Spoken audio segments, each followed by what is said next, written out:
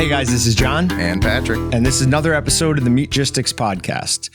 As you probably have figured out, obviously there's no Austin today. He's home, a little under the weather, so we're gonna get a podcast out for you anyways. By the time you listen to this, Meatgistics should be updated to the version 3. We've put in some nice little artistic changes, give you a little bit more control with the skins, and hopefully just makes it better overall, the usability of it. We're going to be doing, or we will have done a live stream, hopefully explaining that and troubleshooting any issues you guys have. It might be a little bit weird for a couple of days while we get some of our custom CSS in, but rest assured, we will be working on that. Okay, on to more fun things. I've got in front of me a ribeye steak that I made a chimichurri sauce with. Now, pretty liberal with the term made, because really somebody sent us a mix, like a pre-made thing that I just had to add vinegar and oil to. So, you know, not really made, more put together. Yeah. And it is absolutely fantastic. Yeah, I mean, it wasn't bad, as Jon chews. And I mean, I liked it. I wasn't necessarily hungry, but I could see, like, as far as like a first bite, if you're at a restaurant, you go, "Ooh, yeah, I'm glad I got that." That was kind of the vibe from it. Yeah, so. It's got a really nice, fresh, like pop to it. Yeah. There's oregano. I don't know if basil. There's something else major I'm missing. What is it? Oregano, basil. They're very cagey on the ingredients here. It just says spices. Spices, yeah. You notice all the best sauces have that. They don't want to tell you exactly what it is. Yeah, because then you'll just make it at home. Yeah. But absolutely delicious. Had never put it on a steak before. Did it with chicken last night. It was all right. I used it as a marinade and then baked the chicken because I was worried all the little leaf particles would fall off of it and I'd lose the taste. How come baked chicken's wrong? As soon as you introduce a sauce into a steak, you go, well, we have to cut all of it right now. We all have to what? We have to cut it all right now and then apply all the sauce. Who does that? Commercials, I believe. With chimichurri sauce, like they probably just looks more dramatic. Yeah, maybe you see the full cook of the steak because it goes down onto the steak instead of just staying on the top. Yeah, maybe. I mean, I noticed we did that for a few bites, but we were sharing it with people, so I didn't know if that was the vibe. Generally, I can't stop eating steak no matter what, but I'm legitimately excited for each bite. I cannot wait to bite. So I started off with with the Walton's Ultimate Steak and Roast Rub, and then reverse seared it, finished it up on a sear box, mixed up the chimichurri sauce ahead of time, came in, just kind of ladled it on, I guess, oozed it on, and absolutely delicious. Highly, highly recommend. I know skirt steak is kind of more traditional with chimichurri, but our Dylan's never has skirt steak, and I didn't have time to run over to a butcher shop. So you get what you get. So Rachel and I were talking about this earlier today. I'm seeing more and more articles come up associating meat eating with masculinity. That's right. Yeah. Is there any tie in that to your head? I know we quickly touched on it last week. Nah. Like I said, maybe the fact that it's called skirt steak is really the only thing I could think of. But does that itself have its, probably just convenience for them for making the article nowadays. But I mean, it's just traditionalism. I don't know. It's crazy. You put on King of the Hill. They're all eating steak and no one's batting an eyelash. But all of them. But as to why, it's not like, oh, that's a masculine thing. It's like, no, that's a Texas thing. That's just a thing that's gonna happen. But the women are eating steak in that too. That's what I mean. Yeah. Right. So that's a region. It's region based, not necessarily. It's the family and keeping traditions alive and it being region based. So are we missing something because we're not in a big city? And maybe in big cities, there is a tie between that. I don't know. Good point. Well, in bigger cities, they're less likely to be able to even cook their own meal outside at home. Fair point. So maybe when they go to a restaurant, they're not looking at a steak, especially in a big city. The cost of that would be ridiculous. And then, I would say there might be a correlation between masculinity and living outside a city. Yeah. So maybe that is how they see it. I do know one of the articles said, do they mean more masculine or they mean more conservative values? Like what are they? Sorry about that. What are they really trying to say? I don't know. They just say masculine. But here's the real question. Is there a feminine food? That's a good question too. Can you think of anything? I guess the antithesis of meat would be salad as a whole. So, but tons of men eat salad. Like that's not, I don't big time. see a man eat a salad and be like, "Oh, you girl." No, totally. Right. I don't. Yeah, no. I don't know. Unless it was a skirt salad, though. On the other hand. So in that case, if you added steak to the salad, that would make it more girly. Is how we're going. Oh, that's a good point. Yeah. Yeah. So it total argument tofu falls apart. Tofu. You instantly thought of a sandal guy there instead of a guy trying to eat clean. Yeah. So I guess everyone just has a bias, but I don't think it's anything that major though. I just think it's like the cartoon realm. It's very just like it's an easy way. It's a dumb, simple, easy way to just put someone in a mental category. So you just have a fighter's chance at like assuming who they are. Like other than that, it means nothing. Yeah, no, I'm with you on that. That's See a guy eating tofu. He's actually got dared to eat that. And he's the most masculine man ever. So it's like you assume Bear wrong. Grylls. Yeah, exactly. So all right, so we have started something we're calling Walton's Wednesday. The last Wednesday of every month, we're going to pick 3 or 4 items and put them on a discount. So 20% off will be generally what we're at. Occasionally it'll be equipment. Sometimes it'll be casings. Sometimes it might even be high temp cheese. So keep an eye out for that. It'll be every last Wednesday of the month. We have a live stream coming up on Monday, the 1st. We're going to draw a winner for last month's giveaway. We'll have some gift cards, things like that. So make sure you join us. That's at 3 p.m. at waltons.com/live. And yeah, join us. Try to win some free gift cards from us. I can't stop eating this. good. Not that I normally can stop eating a steak. Yeah. If this is what salads tasted like, I'd eat more salads. I'll tell you that much. It's absolutely delicious. All right. So no Austin today. So we're going to jump right into Meat Matters. And we're going to have Patrick here to bounce things off. So wish us good luck. Before we start that, though, I do want to talk about there was one processing plant that's new-ish. It probably opened about a year ago. It's South Canadian Meats in Thomas, Oklahoma. It's USDA inspected. They have local grown beef. It's harvested with love from their family to yours. It's USDA inspected guarantees your family good, safe, wholesale. I must have wrote that wrong. That's wholesome. That should be wholesome beef, obviously. Come see the difference at South Canadian Meats, where we want and appreciate your business. Immediate dates are available for your custom processing. And they have retail cuts as well. So if you're in that area, go on down to South Canadian Meats in Thomas, Oklahoma.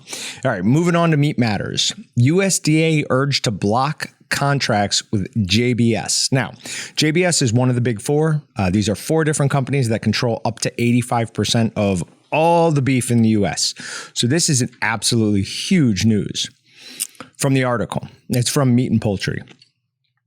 2 lawmakers urged Secretary of Agriculture Tom Vilsack to suspend government contracts with meatpacking giant JBS SA, including its subsidiaries. In the letter sent to Vilsack on April 19th, Senator Elizabeth Warren and Representative Jamie Raskin detailed the alleged criminal behavior of JBS and the Brazilian investment company that owns JBS. Generally, we are not fans of the government getting involved in anything, but kind of like this, we've for a long time been talking about how probably need somebody to come in and break up portions of those companies. They should not be dominating something that's important as our beef processing, our beef availability into 4 companies. It's just too much. Were you going to say something there? No, you were looking like you wanted to.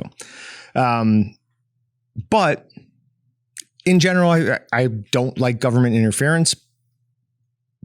But in this case, I mean, it's kind of hard not to see that they're right on this. And I probably don't have the most positive view of Elizabeth Warren in general. There's some questions about her heritage in the past and what she said about it. But hey, listen, I'm going to call out when somebody does something, how I feel is good or right. I'm going to give them kudos. So good job, Elizabeth Warren. Happy that somebody's doing this. What is she, like 1/164,000th or some unbelievably small number, truly microscopic. So, all right. I did have a note there that says I get ice cream if I read all of that without stumbling. Nice. So I think I get some ice cream. Somebody can give me that. Fox News. Hold on. You can't just gloss past. Where do you like to get ice cream from in town? What's your favorite? No, I would just go. I'd just go get not a pint. What's bigger than a pint? A quart? Yeah, just go get a quart of ice cream from the grocery store. What brand? What are we talking? You get Ben and Jerry's? What do you? Nope, not Ben and Jerry's. Haagen-Dazs. Is it Edie's or Eddie's? Okay. However you say that one. Yeah. I like that because it's super creamy. And the creamier, the better. Okay. Okay. Have to check it out. From Fox News, climate warriors are waging war on the modern American diet with crackdowns on beef and dairy products. Author Mark Moreno said on Monday, firing back at Democratic New York City Mayor Eric Adams after he announced an effort to push plant-based meals citywide. Meals, okay. So this comes kind of on the heels of what they were talking about last week or 2 weeks ago with New York City, how they're trying to serve mostly, if not only, vegetarian meals in hospitals. So this is just an expansion of that. Why hospitals? They have control. The patients can't leave and go get something else. So you're going to eat what we give you, I guess. That's a good point. I would throw it. First of all, I'll never go to hospital. Second of all, why not kids' cafeterias? What do you mean? Well, they don't get to say what they have. Yeah, they tried that. Don't you remember the whole Michelle Obama thing? Like the healthy meals? Yeah. Cut sugar out. Yeah. And then it completely changed from that to the Play 60. Do you remember that? The NFL used to do the commercials for Play 60, get outside and move 60 a day. So it started out with, we need to change what these kids are eating. And I'm sure, the food lobbyist or sugar industry, big sugar was like, no, you're not changing. They just need to play more. Yep. So that just changed. Yeah, just school lunches are gross compared. Well, I don't remember school lunches. I remember being excited for pizza day when I was in elementary school and then eating it and being like, I don't like this. Yeah. Oh, 100%. Oh, pizza. And then you go, oh, rubber. And then from there on, I brought my meal every day, all through middle school and high school. I never bought anything at the cafeteria. Wow. What was your go-to meal you'd bring? Peanut butter or something? Yeah, probably just a sandwich, things like that. Occasionally my mom would get fancy and make a more extravagant one. You sound like a fake person and you never went to school and you're doing the best. No, my mom would just sometimes when it wasn't the normal. Why do you think most people buy their meal at school? Oh yeah. Nowadays. No. Oh, for sure. Really? Oh, for sure. Yeah. Cause it's an a la carte style now. You can buy a single slice of Pizza Hut pizza now from school. You can buy a bag of chips. You could buy a pop. You could buy, you know what I mean? It's not just meatloaf or this or that. They have snacks, our setup in the back. Yeah. Times 2 or 3. And they hide behind, and that's how a lot of it, they get money for sports and stuff. Ours at South was the Titan Mart. So it's completely separate from the cafeteria and stuff like that. But you can still walk to the cafeteria and get four cookies for $1. And the most ooey gooey chocolate chip, bad for you. Right. Terrible. It's 1,000 calories easy. And I'm just second hour, let's check it out. But yeah, no, I just thought your response was hilarious. You go peanut butter sandwich or whatever my mom would make. And you sound like a robot. All right. Last week, Adams and other city officials announced that they would begin cracking down on food production and consumption in an effort to curb greenhouse gas emissions and boost their climate agenda. The New York City Department of Environmental Protection released a so-called greenhouse gas inventory as part of the announcement, highlighting the carbon footprint of the city's main sectors, including the food industry. Now, said it a million times, but I'm so sick of people living in New York City, big cities in California, trying to tell everyone else that they need to take better care of the environment. You guys are the main polluters. Now, I did look up air quality in major cities, like places with the worst air quality. Surprisingly, New York is not on that list, or they're at least not in the top 10. Do you want to take a guess at what the worst air in the U.S. is? What city? I can almost guarantee you won't get it. So that means it's not a city you think of right off the top. So that means it's not like L.A. or anything. It's not L.A. Okay. Wow. Though L.A. is on this list. Okay, so let's think a lot of trucks. Maybe let's think a lot of where's our big factories at. I'm gonna start more middle. I'm gonna go like Indianapolis. Good guess. They're in the top 4, but wow, I guessed the top 4. That's not that Woo! great. Your guess on how much we had spent giving away gift cards was way. So real quick, we've been doing a lot of gift card giveaways on our live streams. We didn't really have a way to track that or to like account for that. We figured that out. Should we do my steel trap? So I had to go through and add up all of the gift cards we had given up or given away on live streams. And I asked Patrick, I'm like, hey, take a guess. What do you think it was? He was within 1%, like a single percent. He was off by $20. It was unbelievable. I was like, $2,500. It was really, it was 2,480. Yeah. So really impressive. So but Indianapolis. Number 1 is Columbus. Okay. I was going to guess like Houston or something. Houston is also on this list. They're lower down. Okay. So they're at 13.1. So my thinking was correct. Like something a little bit more correct. industrious. Yes. So Columbus, Ohio. Yep. Okay.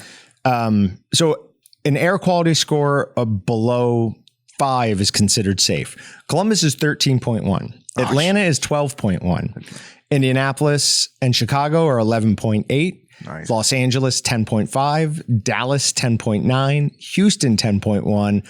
Baltimore 10.7 and Detroit 10. So all of those places you should not be living in. I'm just listing my least favorite AFC South teams too, by the way. Jacksonville was my next guess. So. Yeah, you guys didn't show up. Good, yeah, because the cream rises to the top. Not really. There's just not as many people there. Not yet. We got a new stadium coming. What was interesting though is as I was looking through a different list that wasn't focused so much on air quality but just overall pollution, Bakersfield, California was number 1 on every list. That's weird. So what's in Bakersfield? I assume it's got to be something to do with the ag industry because as far as I know, those happy cows. It's that and oil are the 2 things that go on in Bakersfield.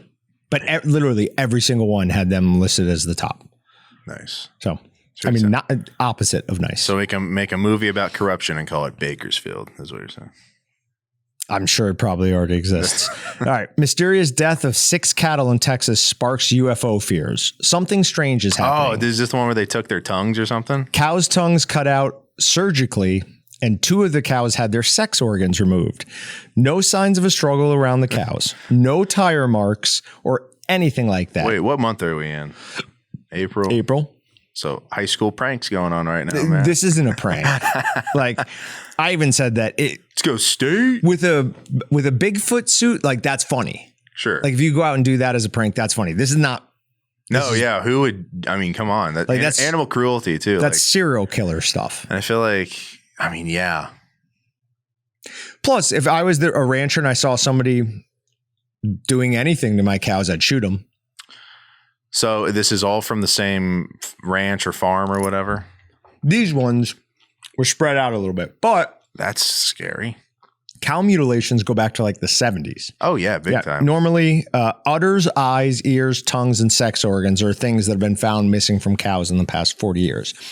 The things that always tie them together is like surgical precision, no noticeable struggle, no noticeable like egress or ingress or egress. So there's no like tire tracks or anything. Sometimes there's like middle of the field. Here's this cow. It's had its tongue and its eyes like all surgically removed. Blood's gone or something. Or I don't know about that. I haven't heard of it saying with goats in Mexico. Oh yeah, that's the chupacabra thing. Yeah. So I was watching an interview with this UFO guy on it, and the host was totally trying to cut him off at the end. He's like, yeah, it could be predator or something. The guy just keeps going, it's not a predator. It's not. There's no way it could be a predator. It can't be a predator. It would be more teeth rip apart. There'd be a carcass. It wouldn't care about. There'd be teeth marks on the neck, however it killed it. Wow. There's no animal out there that can surgically remove a cow's tongue. What else on this one? So this one was just tongue? This one was just tongue. And 2 of them had sex organs. So tongue, sex.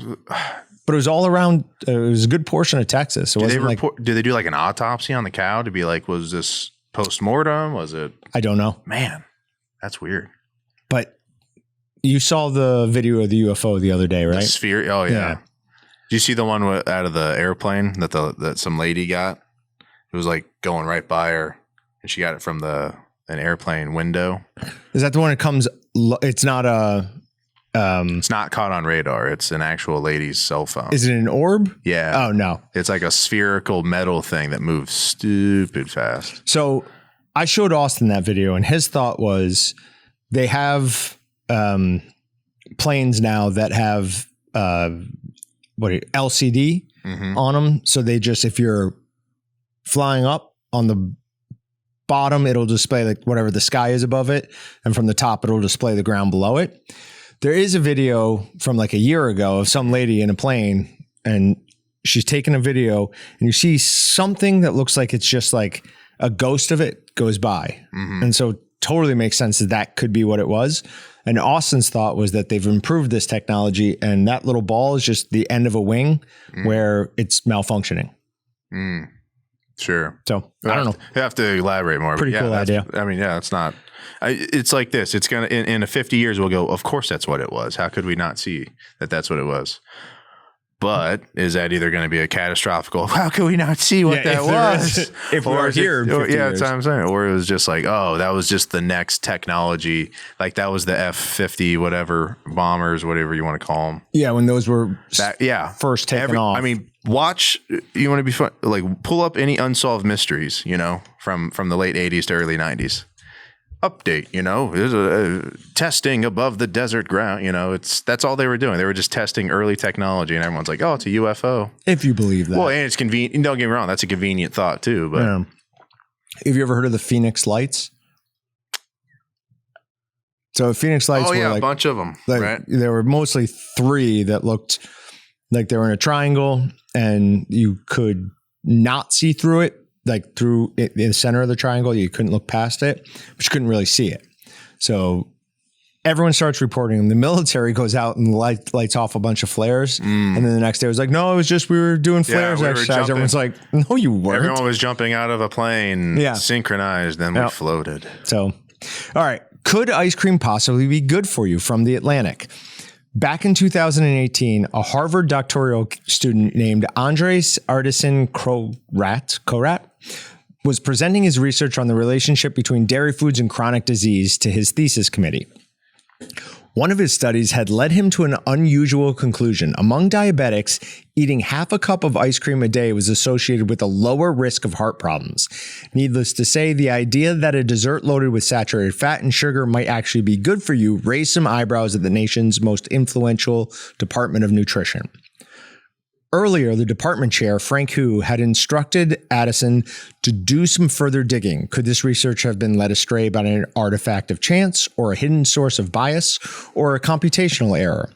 As Addison spelled out on the day of his defense, his debunking efforts had largely been futile. The ice cream signal was robust. It was robust and kind of hilarious. I do sort of remember the vibe being like, haha, this ice cream thing won't go away. That's pretty funny, recalled my tipster. So whoever's writing it is talking about who tipped him off to it, who'd attended the presentation. This was obviously not what a budding nutrition expert or his super credentialed committee members were hoping to discover. He and his committee had done like every type of analysis. They had thrown away every possible test, looking to find a way to try to make it go away. And there was nothing they could do to make it go away. What's the name of the guy that discovered this? Artisan Korat. So Andres Artisan Korat. Sucks you can't name it after him because it's not catchy, but it reminded me of like if Sherman Klump discovered something, like this is exactly what it would be. Oh, from Eddie Murphy's The character. Fat Doctor, whatever that's called. Yeah. What was that movie called? The Klumps? That was the follow-up. That was the name of the family. Nutty Professor? The Nutty Professor, yeah. I'm amazing. No, but nutritionists have a bias, and that makes them lie about what's good for you. So we can have ice cream? It sounds like if you have diabetes. Oh, wait. That's how you get it. That is kind of how you develop diabetes. Yes. So yes and no. Avoid ice cream altogether, or once you get diabetes, have, what does it say? A cup a day? A half a cup a day? Yeah. Eating a half a cup of ice cream a day. Now let's talk about what brand? Who is eating a half a cup of ice cream? Oh man. That's an unbelievably little amount. When I started an actual diet like years and years and years ago, right after high school, when you stick to like what you're supposed to eat, it is so, you go, oh my God. Portion sizes? They're stupid. I've been grossly overeating my entire life. And then, the half cup. You ever do a cup of cereal, half cup of milk, or vice versa, whatever that's supposed to be? It's just like, it's nothing. It's 2-3 bites, and you go, oh, no wonder I'm giant. This is not what I've been eating 6 times. I was going to say 10 times that. Yeah. And then the worst, like when I used to eat cereal, there were days where I'd have a second bowl. Oh, second bowl. Or if you're having Cheerios, you're like, well, I need to put sugar in this. I would put sugar on Lucky Charms sometimes. Oh, man. When you get the perfect amount or almost too much sugar and you go, that's the perfect bite. Right. And then the milk tastes like the best thing in the world at the end. I'm scraping it out like there's sand. I'm like, so I need it. I need it. Yeah, I wouldn't just drink it. No. There's a reason that sugar is in everything, because it is absolutely delicious and addicting. All right. Again, we kind of talked about this already, but men may refuse to quit meat because it threatens their masculinity. So just more of this nonsense about meat being a masculine thing.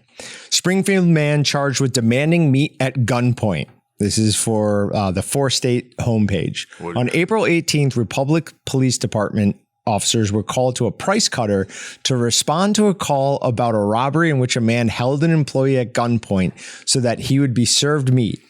Larry Gene Gay, 70 of Springfield, is charged with 1 felony count of unlawful use of a weapon and a felony count of armed criminal action. Now, that must have been taking too long. But so it's very, very different stories, the employee versus what he says. Yeah. He says that the meat shop was closing and he wanted a steak and he wanted them to weigh it.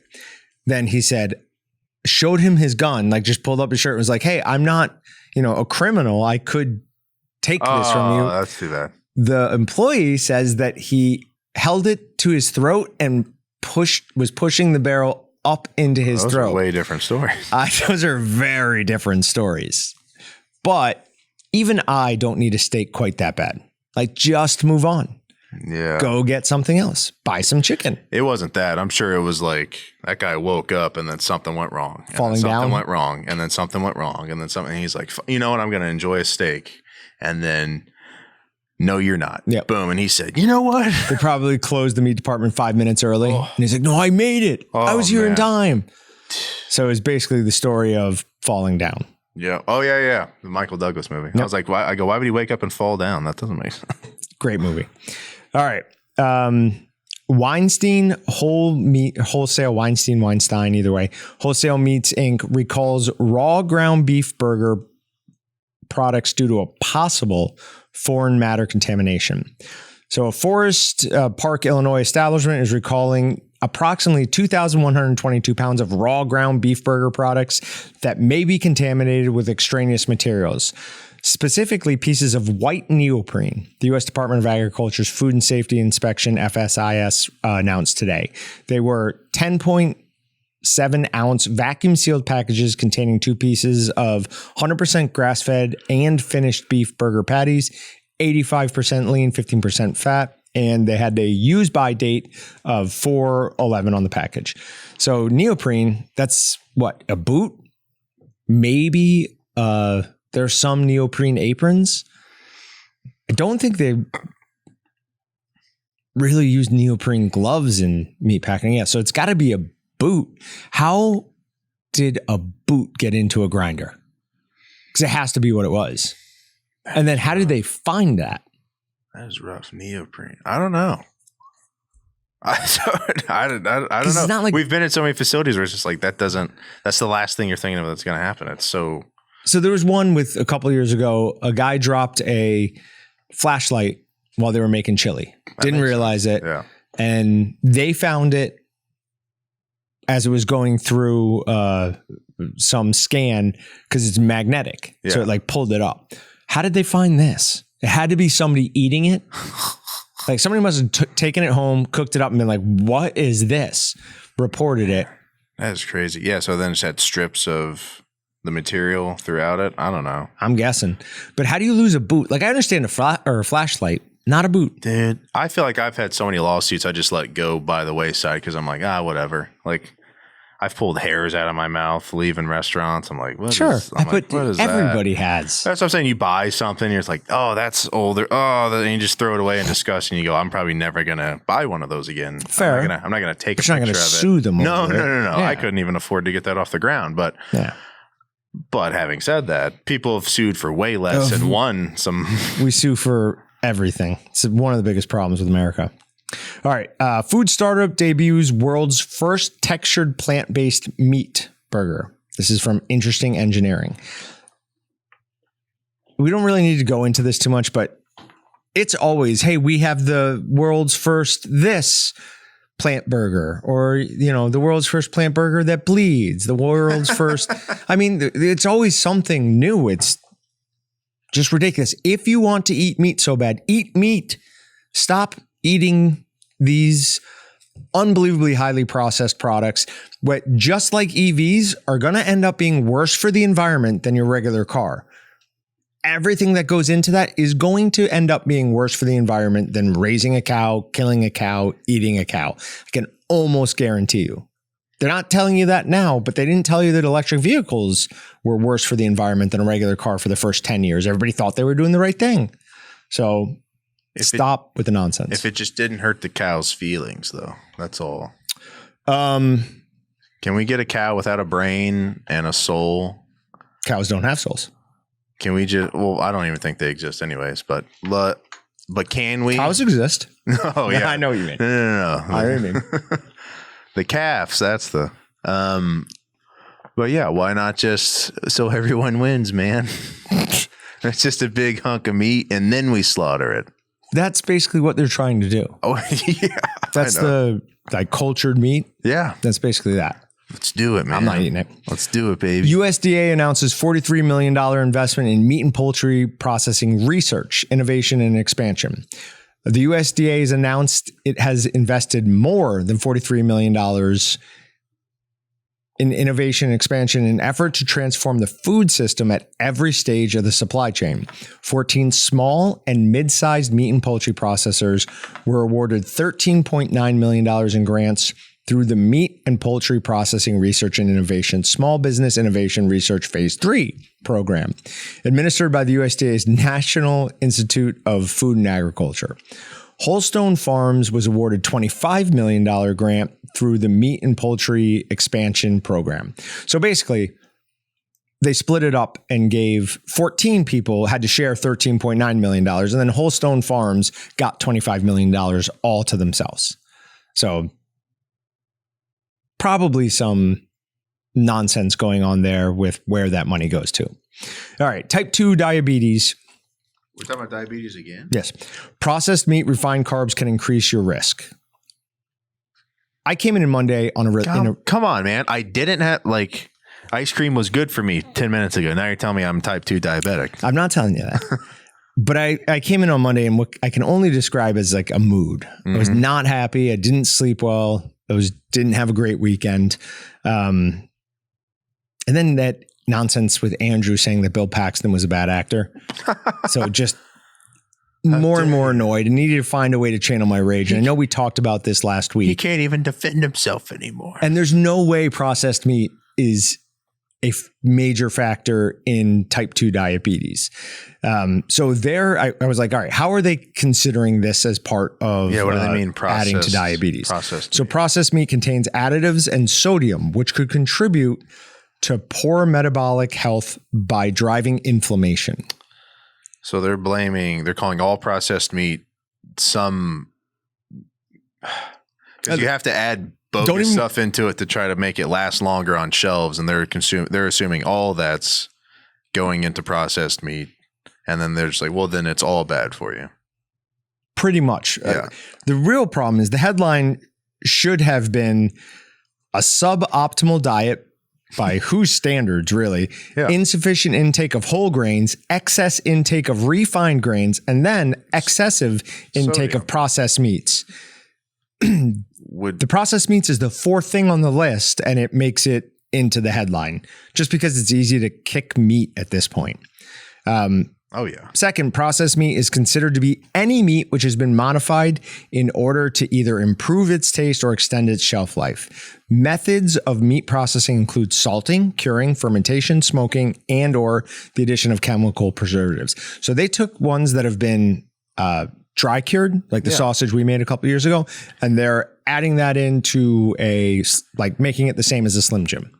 Those two things are not the same. No. But they're lumping them all in together. And as far as meats are concerned, like that's one you probably shouldn't be eating every day anyways. Right. But there's a huge difference between a Willie's snack stick that we make here and a McDonald's hamburger. Yeah. But this is just lumping them all together. No. Yeah. That's a shame. Okay. So I looked at 3 different studies. The one that they referenced, then the EPIC Interact study, which was the association between dietary meat consumption and incident of type 2 diabetes. And another one, I couldn't remember what it was. But they're all observational studies. There is not any mechanism on how it increases the risks anywhere. The only thing that they say in the initial study was that processed meat contain additives and sodiums which could contribute to poor metabolic health by driving inflammation, which could increase your risk for type 2 diabetes. By the end of that, I was in a better mood because Rachel brought up the ice cream being good for you thing. So yeah. I was less fiery. All right. Is it safe to cook raw meat with a wooden spoon? What do you think? Oh, wow. I think I've heard of that one before. Cook raw meat with a wooden spoon. So like if you use it to break up the meat as you're cooking it, do you think a yay or nay?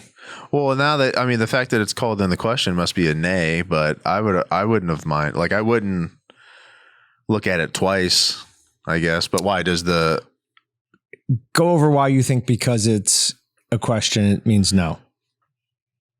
That's just how my test taking is firing. Like, why is it a question on a test unless it's brought into, and it's not too absurd. Like I've had the thought about remember I go, well, why don't we have to clean that? You go, well, the spatula is in something that's above 160 degrees already. So it's instant lethality on something like that. But now that we're talking about wood, and I know those utensils are often thicker.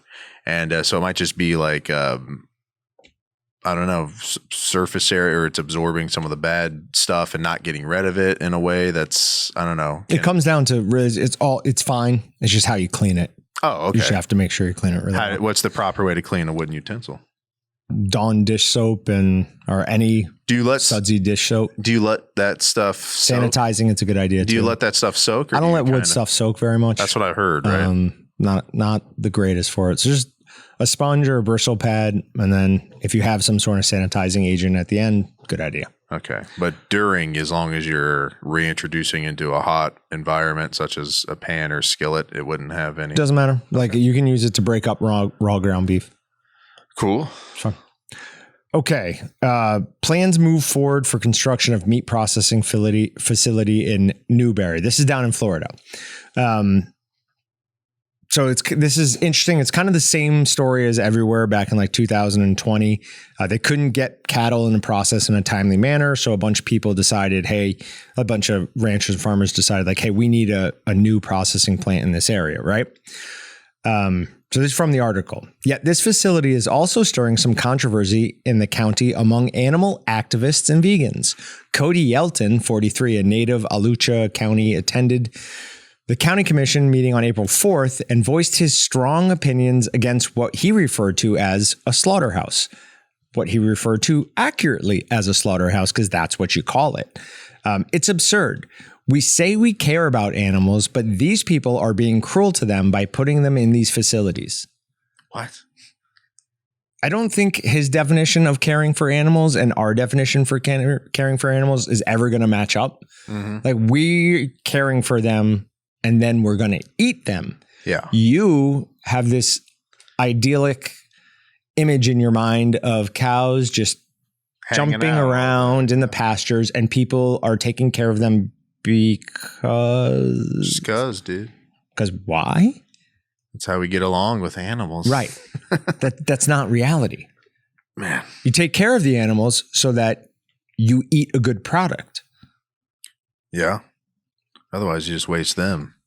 All right. So although this, again, from the article, although many farmers and ranchers are excited for this project, not everyone in the community is thrilled. Steve Patterson, owner of Suki's Vegan, a restaurant in Hyle Plantation, said building this facility is the worst thing that could happen. Oh, boy. The worst. Patterson said that the building of this facility is nowhere in line with his morals and suggests that people should try to turn to a plant-based lifestyle rather than eating meat. It destroys the environment around, and pools of fecal will have to be processed. Wes Hucker, 43, who lives a vegan lifestyle, was among one of those so many animals individuals speaking against the project. Hucker emphasized that these slaughterhouses are the reason why people are being exploited in poorer and rural communities. What? And the ground around is being saturated with the feces of these animals. Most of the jobs in those rural communities. It's the vast majority have you ever been? those. And we've been to slaughterhouses. They couldn't be cleaner. Like they're bound by like law. They have to have a certain level of hygiene. And meanwhile, like people have an idea of like Texas Chainsaw Massacre. Like no. It's metals. It is everything's clean, properly cared for. You don't see a drop of blood if you wanted to. In the kill pen. No, certainly. But when you take a tour and it's all like, and they have certain days they have to do that on, and it have like all these rules and regulations that they're not even. But whatever, dude, you're still killing it, man. Very, very few of our customers kill every day. Most of them have days that they kill on. The last paragraph from this is only going to cause a backlash. It does so in every county they decided to put these slaughterhouses in, and in these communities that are intentionally targeting citizens that are not their own, citizens that are second class. What does he mean by that? He's trying to make a point, but he's why would we listen to vegans about whether or not we're building a meat processing facility somewhere? They're obviously against it. Yeah. So why even bother taking their opinion at all? Yeah. You should ask them where, the best, like you want to find the best steak, ask them like, where should I never eat right. Who's the most evil person around here? They go like a pound at a time. Oh my God. Chester's Chop House is they're terrible. They have something called the tomahawk. You would throw up if you even saw it. I'm getting a lot. I'm getting sick just thinking about it. Sorry. No, but it's like asking a communist what they think about capitalism. It's an opposing ideology. 100%. Yeah. What do you think they're going to be excited about it? Yeah. Right. Something they think they have talking points to the opposite of, and they're going to be. But what annoyed me about this article is I probably read a quarter of the article right there. It spent a quarter of the time voicing the concerns of people who are ideologically opposed to this happening. Why are we even acknowledging them? Yeah, just like there was a time when I was a kid where vegans were just kind of like, get that crazy vegan out of here, get away from my kids. Yeah, I don't want your weirdness. And now, like for whatever reason, people are like, oh, they're vegan. Yeah, we gotta. Yeah, they matter. They're more important than you. Well, billboards go a long way. Did you ever see my favorite billboard war of all time occurred between a seafood restaurant in Maryland and PETA? Yep. PETA put up the "I'm me, not meat." Yep. It was a crab, and then the next week, the seafood restaurant put up one just a mile down the road that had the same picture of a crab, but it had a thing of Old Bay sprinkling it onto itself, and it said, "Now I'm meat." It's amazing. Man. Absolutely amazing. Man. Yeah. I don't know. I think it's a morally corrupt ideology. And the fact that you're mad at the restaurant, like that's the last run, like all these other things have happened along the way to even get there. And you're like, oh man, the guy putting it You're the bad guy. You son of a gun. Yeah. All right. I don't have anything else. Yeah. I get why you get all fired up on these sometimes. Sounds good. All right. Thanks guys. We'll see you next time. Bye. Thanks for checking out the Meatgistics podcast. To shop everything but the meat, head on over to waltons.com. To get your meat processing questions answered by experts and enthusiasts alike, head on over to our online community at meatgistics.com. Walton's, everything but the meat.